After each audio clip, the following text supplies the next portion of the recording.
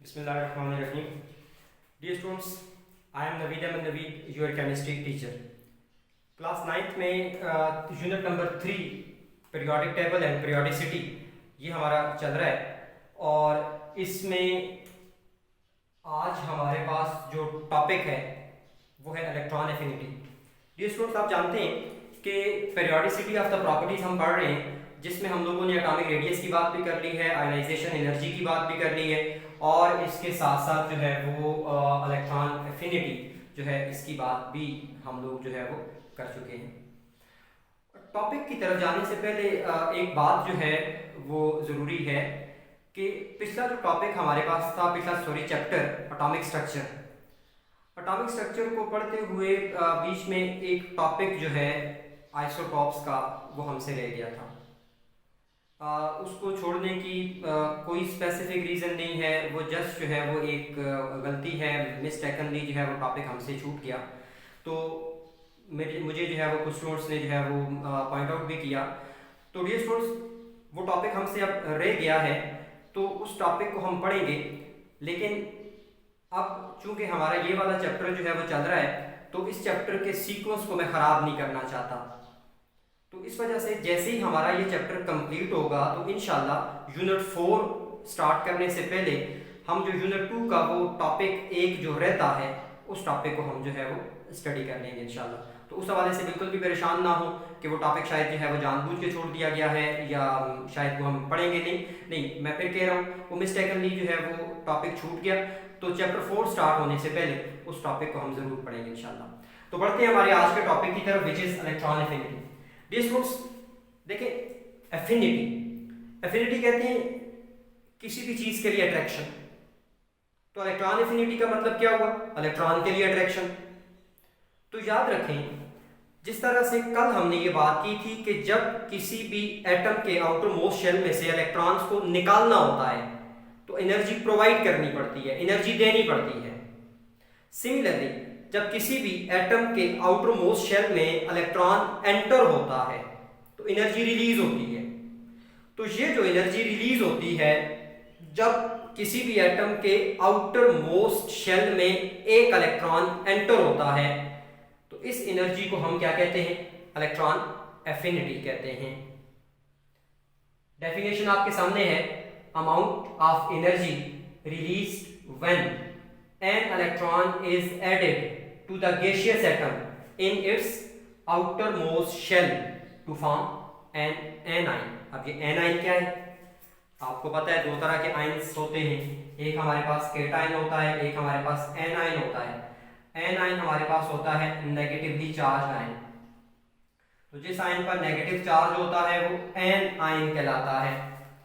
तो याद रखें कि जब कभी कोई भी एटम इलेक्ट्रॉन गेन करेगा तो उस पर कौन सा चार्ज आ जाएगा? नेगेटिव चार्ज आ जाएगा और वो क्या बनेगा? एनायन बनेगा। For example, if we have chlorine atom, ये एक इलेक्ट्रॉन गेन करता है तो क्या बन गया? Cl-1। किसको कहते हैं? Chloride ion. क्या कहते हैं? Chloride ion. अब चूंकि एक इलेक्ट्रॉन जो है वो गेन किया गया है तो एनर्जी रिलीज होगी और जो एनर्जी रिलीज होगी वो क्या कहलाती है? Electron affinity. तो dear students, releasing energy को शो करते हैं नेगेटिव साइन से। तो जो अमाउंट रिलीज हुई है वो है -348 किलो जूल पर मोल। क्लोरीन के अंदर जब एक इलेक्ट्रॉन एंटर होगा तो एनर्जी कितनी रिलीज होगी? 348 किलो जूल पर मोल। और ये जो नेगेटिव साइन है साथ, ये किसको शो कर रहा है? रिलीज इन एनर्जी को शो कर रहा है। अब ये स्टूडेंट यहां एक बड़ी इंपॉर्टेंट बात याद रखिएगा, क्लोरीन के अंदर आप देखें, क्लोरीन का जो वैलेंस शेल होता है इसके अंदर 7 इलेक्ट्रॉन्स होते हैं। कितने इलेक्ट्रॉन्स होते हैं? 7। और इसको अपना ऑक्टेट कंप्लीट करने के लिए जस्ट 1 इलेक्ट्रॉन चाहिए। तो इट मींस कि क्लोरीन जो है वो मैक्सिमम एक ही इलेक्ट्रॉन गेन करेगा। ये दूसरा इलेक्ट्रॉन अब गेन नहीं कर सकता क्योंकि आफ्टर गेनिंग 1 इलेक्ट्रॉन इसका ऑक्टेट क्या हो गया है? कंप्लीट हो गया है। तो डियर स्टूडेंट्स, किसी भी एटम में जब एक इलेक्ट्रॉन एंटर होता है तो जो एनर्जी रिलीज होती है उसको हम फर्स्ट इलेक्ट्रॉन एफिनिटी कहते हैं। उसको हम क्या कहते हैं? First electron affinity. तो क्लोरीन के केस में ये जो -348 किलो जूल पर मोल है, ये क्लोरीन की क्या है, फर्स्ट इलेक्ट्रॉन एफिनिटी है। सेकंड इलेक्ट्रॉन एफिनिटी उस केस में आएगी जब किसी एटम में एक और इलेक्ट्रॉन गेन करने की या दो इलेक्ट्रॉन्स गेन करने की टेंडेंसी होगी। फॉर एग्जांपल ऑक्सीजन, अगर हम ऑक्सीजन को देखें तो ऑक्सीजन का जो वैलेंस शेल होता है डियर स्टूडेंट्स, उसमें होते हैं 2, 4 एंड 6 इलेक्ट्रॉन्स। ऑक्सीजन के वैलेंस शेल में कितने इलेक्ट्रॉन्स होते हैं, 6 इलेक्ट्रॉन्स होते हैं। ऑक्टेट कंप्लीट करने के लिए कितने इलेक्ट्रॉन चाहिए, 2। इट मींस कि ये 2 इलेक्ट्रॉन गेन कर सकता है, लेकिन ये दोनों इलेक्ट्रॉन इकट्ठे गेन नहीं होंगे, बल्कि पहले एक इलेक्ट्रॉन गेन होगा देन सेकंड। तो ऑक्सीजन का जो केस है, ये ऑक्सीजन का न्यूट्रल एटम है, जब ये एक इलेक्ट्रॉन गेन करेगा तो ये हो जाएगा O-1, क्योंकि एक इलेक्ट्रॉन गेन किया है इसलिए -1 चार्ज आ जाएगा। इस वक्त जो एनर्जी रिलीज होगी वो होगी -141 किलो जूल पर मोल। अब ये जो -141 किलो जूल पर मोल है, this is first electron affinity of oxygen atom. तो ये एनर्जी रिलीज करके ऑक्सीजन एटम कन्वर्ट हो गया O-1 में। O-1 का मतलब है कि अब इसके वैलेंस में हो गए 7 इलेक्ट्रॉन्स। तो डियर स्टूडेंट्स, ऑक्टेट के लिए अभी एक और कम है, तो ये एक इलेक्ट्रॉन और गेन करेगा। जब ये एक इलेक्ट्रॉन और गेन करेगा तो ये हो जाएगा O-2 ऑक्साइड आयन। अब जो एनर्जी रिलीज होगी, क्यों, अब इसने दूसरा इलेक्ट्रॉन गेन किया है, एक पहले गेन कर चुका था, तो जब दूसरा इलेक्ट्रॉन कोई भी नेगेटिव आयन गेन करेगा तो एनर्जी एब्जॉर्ब होगी। वो एब्जॉर्ब होने वाली जो एनर्जी है, जैसे इस केस में 844 किलो जूल पर मोल है, प्लस का साइन एब्जॉर्प्शन को शो करता है। तो सेकंड इलेक्ट्रॉन को जब कोई नेगेटिव आयन गेन करेगा तो एब्जॉर्ब होने वाली एनर्जी क्या कहलाएगी, सेकंड इलेक्ट्रॉन एफिनिटी कहलाएगी। क्या कहलाएगी, सेकंड इलेक्ट्रॉन एफिनिटी।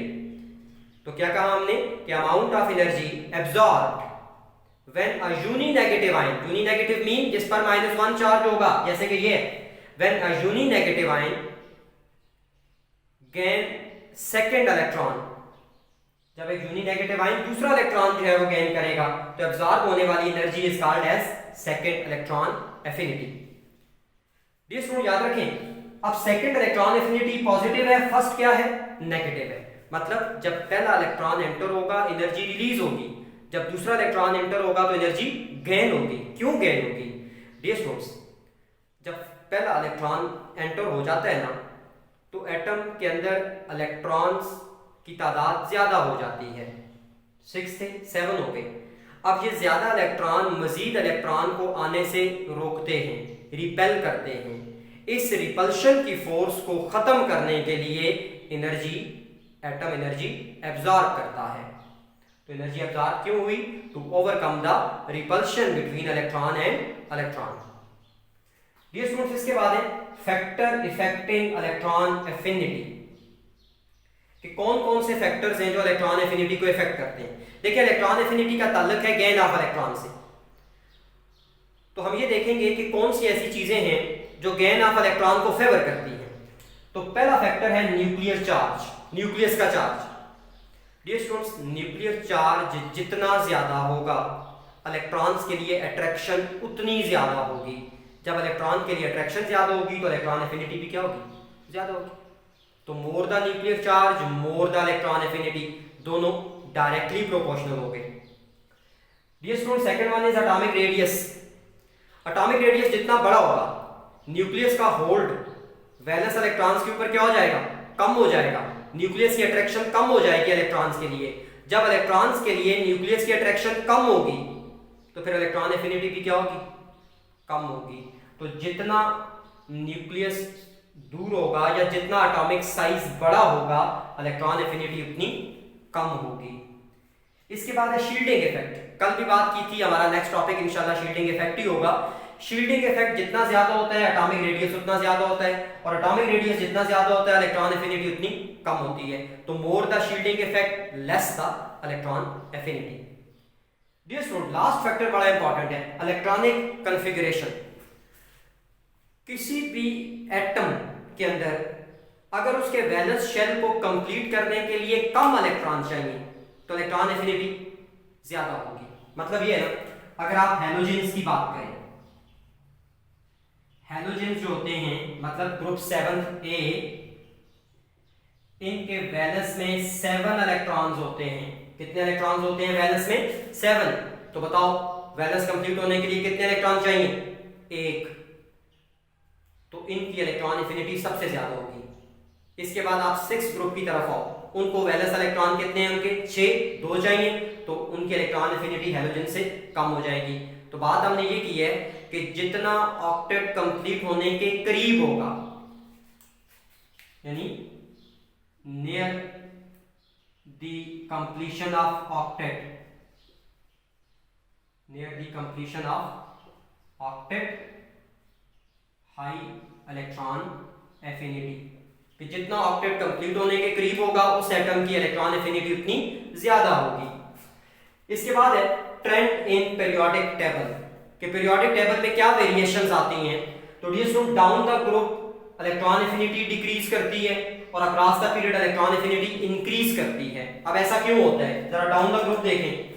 जब हम डाउन द ग्रुप आते हैं न्यूक्लियर चार्ज कम होता है, न्यूक्लियर चार्ज कम तो इलेक्ट्रॉन एफिनिटी कम। जब हम डाउन द ग्रुप आते हैं एटॉमिक रेडियस बढ़ता है, एटॉमिक रेडियस ज्यादा होगा तो इलेक्ट्रॉन एफिनिटी कम हो जाएगी। जब हम डाउन द ग्रुप आते हैं तो शील्डिंग इफेक्ट बढ़ता है, शील्डिंग इफेक्ट बढ़ेगा तो इलेक्ट्रॉन एफिनिटी कम हो जाएगी। इसी तरह आप अक्रॉस द पीरियड, मतलब जब आप लेफ्ट टू राइट मूव करते हैं तो लेफ्ट टू राइट जाते हुए इलेक्ट्रॉन एफिनिटी इंक्रीज करती है। अब ये इंक्रीज क्यों होता है? फिर आते हैं फैक्टर की तरफ।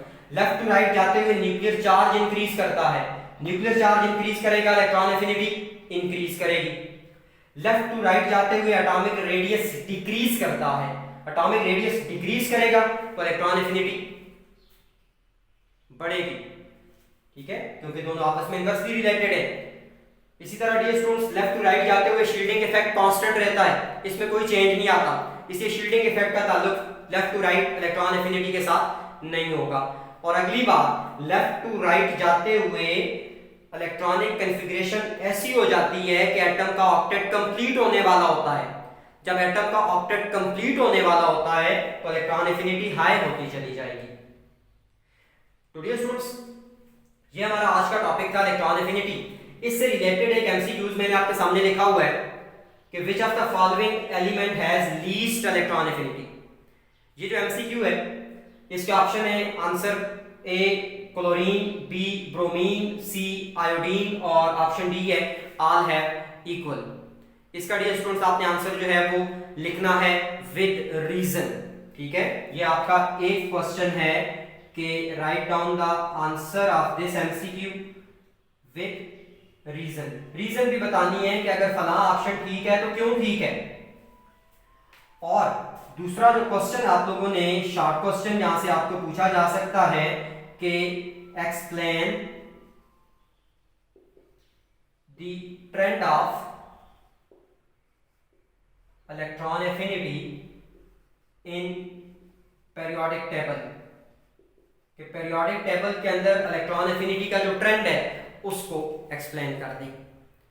डियर स्टूडेंट्स ये हमारा आज का टॉपिक था। आई होप कि आपको समझ आ गया होगा।